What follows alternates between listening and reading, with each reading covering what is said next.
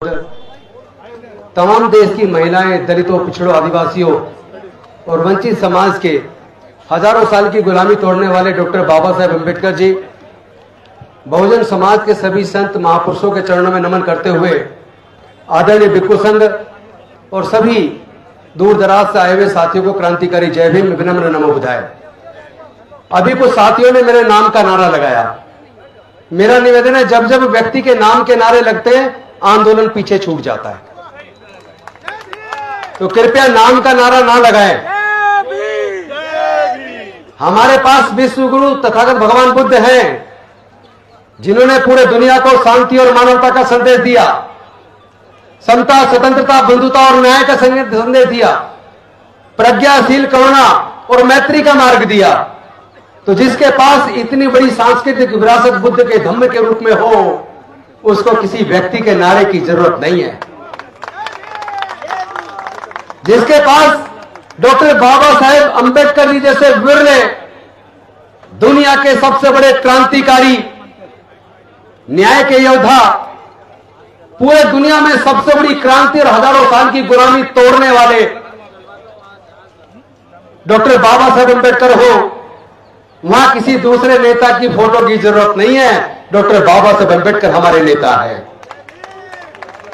नारा ही लगाना है तो तथागत भगवान बुद्ध का और डॉक्टर बाबा साहेब अम्बेडकर और अपने महापुरुषों का लगाइए। जब जब हम व्यक्ति का नारा लगाते हैं तो व्यक्ति की गर्दन कट जाती है, व्यक्ति नेता बन जाता है और समाज का आंदोलन पीछे छूट जाता है। यह मेरा निवेदन है, आगे से किसी भी मंच पे कम से कम मेरे नाम का नारा बिल्कुल ना लगाए।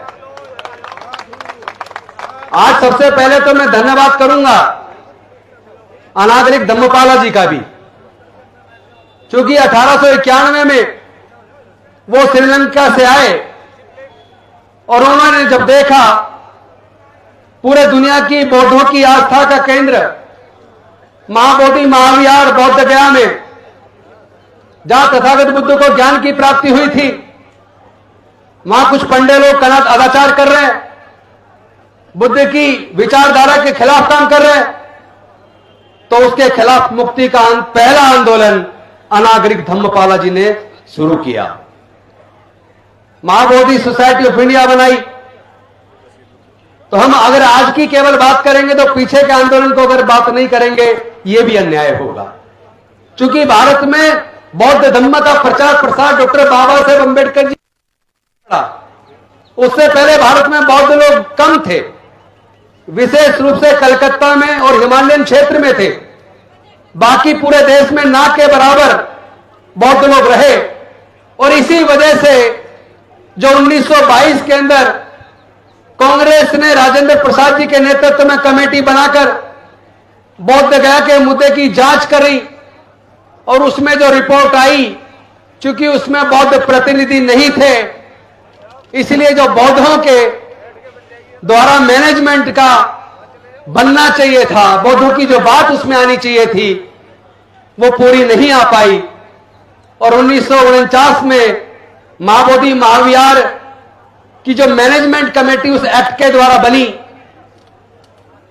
उस कमेटी के अंदर जो बौद्धों के हाथ में होना चाहिए था, उसमें चार बौद्ध धर्म से अलग हिंदू धर्म के लोगों को डाल दिया गया। मैं आप सबसे पूछना चाहता हूं, केंद्र की सरकार से भी पूछना चाहता हूं, बिहार की सरकार से भी पूछना चाहता हूं, पूरे देश के लोगों से पूछना चाहता हूं, पूरे देश के सभी धर्म को मानने वाले लोगों से पूछना चाहता हूं, और मैं बिहार के राज्यपाल से विशेष रूप से पूछना चाहता हूं, क्या बिहार के राज्यपाल इतनी हिम्मत कर सकते हैं कि वो जो बौद्धों की साकेत नगरी अयोध्या, जिसमें खुदाई में सारे अवशेष बुद्ध के निकले, जो कभी साकेत नगरी हुआ करती थी, लेकिन माननीय सर्वोच्च न्यायालय ने तमाम साक्ष्यों को दरकिनार करते हुए, देश के संविधान और कानूनों को दरकिनार करते हुए, आस्था के आधार पर जजमेंट देकर वहां राम मंदिर का निर्माण करवाया। मैं पूछना चाहता हूं राज्यपाल महोदय बिहार से, आरिफ मोहम्मद खान जी से, क्या उनके अंदर इतनी हिम्मत है कि वो जाकर राम मंदिर में मुस्लिम धर्म के पुजारियों के माध्यम से, मौलवियों के माध्यम से मन नमाज अदा कर सकते हैं क्या? करके दिखाएं अगर हिम्मत है तो, शायद जान भी ना बच पाए, मुकदमा दर्ज हो जाएगा, जेल से बाहर नहीं निकलना दिया जाएगा। एक संवैधानिक पद पे बैठा आदमी, हम ऐसा कैसे मान सकते हैं कि उनको पता नहीं है महाबोधि महाविहार में तथागत बुद्ध को ज्ञान की प्राप्ति हुई थी? हम ऐसा कैसे मान सकते हैं कि बिहार के राज्यपाल को यह पता नहीं है कि यह पूरे दुनिया के बौद्धों की आस्था का केंद्र है, और वहां तथागत बुद्ध की प्रतिमा के सामने, वो भी बुद्ध पूर्णिमा के दिन 12 मई 2025 को, जिस तरीके से उन्होंने बुद्ध की प्रतिमा की तरफ पीठ करके, और वो छोटा बुद्ध का स्तूप, जो 100 साल का फोटो आपने पुराना देखा होगा जिसमें नेपाल एक परिवार के साथ आए थे, वो बुद्ध की प्रतिमा के सामने छोटा गोल स्तूप था, उसमें एक छोटी शिला थी जिसमें बुद्ध की प्रतिमा बनी हुई थी, जिसको हमें तोड़ दिया गया।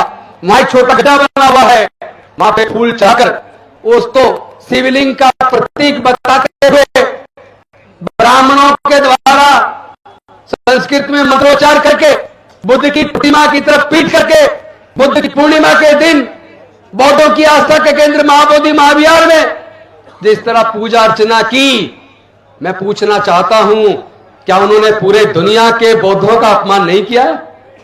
कि उन्होंने पूरे दुनिया के बौद्धों की आस्था का अपमान नहीं किया? क्या उन्होंने दो धर्मों के बीच में वैमनस्य पैदा करने का काम नहीं किया? क्या उन्होंने भारत के संविधान के खिलाफ काम नहीं किया? क्या उन्होंने पूरे दो धर्मों के बीच में दंगे पैदा करने का काम नहीं किया? अरे आम आदमी कोई करता, उसको मुकदमा दर्ज करके जेल में डाल दिया जाता, उसकी जमानत हो नहीं पाती। और ऐसे राज्यपाल को अब तक केंद्र की सरकार ने हटाया नहीं, और उसका अकेले का दोष नहीं है। गया के डीएम, जो महाबोधि महाविहार की मैनेजमेंट कमेटी के चेयरमैन है, वो वहां उपस्थित है। महाबोधि महाविहार की मैनेजमेंट कमेटी के सदस्य उपस्थित हैं, वहां के कमिश्नर उपस्थित हैं, पुलिस अधिकारी उपस्थित हैं। उन सब के सामने ये क्राइम हुआ, पूरे दुनिया के बौद्धों की आस्था का अपमान किया। इसको हम बर्दाश्त नहीं कर सकते। देखना यह है, छोटे छोटे मुद्दे पर सर्वोच्च न्यायालय सुमोटो एक्शन लेता है। आज तो पूरे भारत के सर्वोच्च न्यायालय के मुख्य न्यायाधीश बौद्ध हैं, क्या उनको सुमोटो एक्शन नहीं लेना चाहिए? और वो ना ले तो कोई दूसरा सुप्रीम कोर्ट का जज ले, वो भी ना ले तो पटना हाई कोर्ट का जज सुमोटो एक्शन ले। आप अगर बौद्धों की आस्था का अपमान करते हैं तो याद रहिए, आपकी भी आस्था के ऊपर हमले होंगे, आप अकेले पड़ जाएंगे। अभी तो जो आपको ताकत मिल रही है, यह ताकत भारत के अति पिछड़ों, दलितों, आदिवासियों की वजह से मिल रही है, जो अज्ञानतावश अभी तक अपने पूर्वजों का इतिहास नहीं जानते। कहते हैं ना, जो लोग अपना इतिहास नहीं जानते वो कभी इतिहास नहीं बना सकते।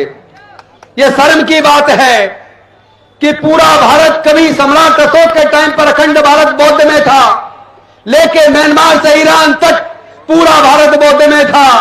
और जहां भी खुदाई होती है केवल बुद्ध के अवशेष निकलते हैं, किसी दूसरे देवी देवता का आज तक कोई भी अवशेष नहीं मिला। अरे अपने बुजुर्गों के इतिहास को तो पढ़ लो। अगर आप अपनी दुनिया की सबसे बेशकीमती सांस्कृतिक विरासत के इतिहास को नहीं जानते, अगर आप अपने पूर्वजों के इतिहास को नहीं जानते, तो आपसे बड़ा दोषी कोई नहीं है। आपको तो डूब मरना चाहिए। जिस दिन भारत के बहुजन समाज के लोग, अनुसूचित जाति जनजाति पिछड़े वर्ग के लोग, और यहां तक कि जो लोग ईसाई बन गए, सिख बन गए, मुस्लिम बन गए, उनके अंदर भी 80% लोग SC ST OBC के हैं। उन सब के पूर्वज बौद्ध थे। इसलिए अपनी बुजुर्गों की सांस्कृतिक विरासत में, बुद्ध के धम्म में जिस दिन उन सब ने वापसी कर ली, तो भारत का 80% समाज बौद्ध हो जाएगा। और जो बौद्धों पर, दलितों पर, पिछड़ों पर, आदिवासियों पर, अल्पसंख्यकों पर हमला करता है, वो हिंदू समाज अल्पमत में आ जाएगा, उनको अल्पसंख्यक का दर्जा। उसके बाद किसी की हिम्मत नहीं है कोई हमारी सांस्कृतिक विरासत पे हमला कर सके। हमें लड़ने की जरूरत नहीं है। हम लोग मानने वाले लोग हैं, हम भारत के संविधान को मानने वाले लोग हैं। हमें किसी से धर्म के नाम पे लड़ने की जरूरत नहीं है। ये वैसे भी लड़ाई लाठी गोली की नहीं है, विचारधारा की है। और विचारधारा की लड़ाई को केवल विचारधारा से लड़ा भी जा सकता है और जीता भी जा सकता है। और आपकी विचारधारा का अच्छा पक्ष यह है कि बौद्ध धर्म का प्रचार प्रसार कभी औजार हथियार से या लालच से नहीं हुआ। बौद्ध धर्म अगर पूरे दुनिया में फैला है तो अपने अच्छे आचरण से फैला है, नैतिकता से फैला है, सदाचार से फैला है, सबके प्रति मंगल भाव से फैला है, मानवता से, समता, स्वतंत्रता, बंधुता, न्याय, प्रज्ञाशील, मैत्री और करुणा के मार्ग की वजह से फैला है। जो मार्ग दुनिया में सर्वोत्तम है वो अपने आप फैल रहा है। आधे से ज्यादा यूरोप बौद्ध बनता जा रहा है। अमेरिका, ऑस्ट्रेलिया में बौद्धों की संख्या बढ़ती जा रही है।